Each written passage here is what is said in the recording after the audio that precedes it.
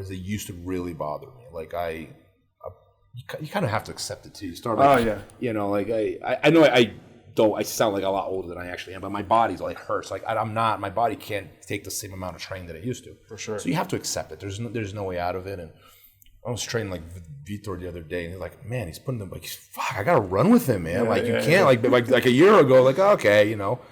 Now it's like, man, like because like they're doing this and you're doing that. And I'm not sure exactly if we're here or here. I'm not sure yet. Like I'm still like, wait, am I still? No, maybe I don't know. You don't know exactly where you're situated in the grand scheme of things. But I think the more, especially in a gym like yours, where you have so many excellent students and competitors, you have to be a lot more humble later in, because like, man, like it's hard to stay on top of that hill. You know what I mean? That's a tough hill to be on. Like when I was training in, like, for example, like in my gym in Miami for a while, it was just me and my brother. Yeah. So me and my brother had these fierce battles, but there wasn't really anybody else to challenge us yet, because we were building up our students, you know. But like then at a certain point, now we had a lot of top dogs. It became harder, but towards the end, it was now like like in my gym in Miami, we have a lot of smaller guys, a lot of 140s, a lot of 150s, phenomenal, but they're all lighter. So like when I was towards the end of Miami, I was like 190, 200.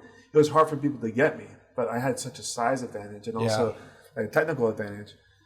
And then when I started coming over here, now I got guys my size, higher skill level, or bigger than me. I'm like, okay, now I got to put my humble hat on. Because like, but I will say this though, like, it's exhausting to try to be that dominant guy in the gym all the time. Like, because in my head, it's very primal and it's very irrational, and I'm not proud of it, but I'm just being honest.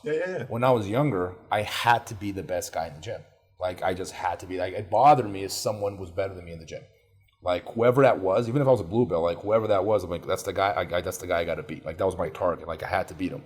So he'd be tapping me, but the next time we trained, he tapped me only twice instead of 3 times. And the next time once, and I'm like, okay, we're making progress. Next time I got to catch him, right? But it gets to the point where, like, I kind of don't want to be that guy, to be honest, anymore, man. Like, it's exhausting because it's a huge responsibility, man, because it's a race. And I was like, man, I've been sprinting for a long time, man. Like, it's kind of the point where, like, okay, I'm going to jog a little bit, then I'll sprint a little bit, then I'll jog. It was like versus before, it was just like I had to be that best guy. It is an exhausting place to be, and I think it's natural. It's a natural progression of things. You know, you just gotta. I think it's just like if you're a competitor, you're always in that race, right? But if you're not competing full time, professional, like you said, it's going to be exhausting, and also you're probably putting yourself in harm's way more often than not if you're letting your ego like think, oh, I can't lose to this guy because I have this preconceived notion that I'm better than him or whatnot, and that's what gets you hurt. It holds you back. Like I think that my fear of losing held me back a lot throughout my career. I was so terrified of losing that I didn't perform as well and as much as I could have had I not been so freaked out about it. Because you're right. It also limits you from playing around because like you're only going to play your A game if you're worried about winning. You know, and if you're worried about winning, then you're only playing that one game and you're not expanding the rest of it. But always tell people in your training, don't worry about losing. Just play hard, but play everything. Don't just play your strengths because you already know you're strong there, and there's like diminishing gains on that same path. Whereas you might have giant holes in your game here that you can make a lot of headway in fast. You know, but if you're always worried about winning, you're not going to take that risk because when you play that new game, you're going to get crushed. Here's the way a sports psychologist put it this way to me, and it made a lot. It doesn't make sense, but it does make a lot of sense at the same time. It goes like this: you have to want to win a lot more than you are worried about losing.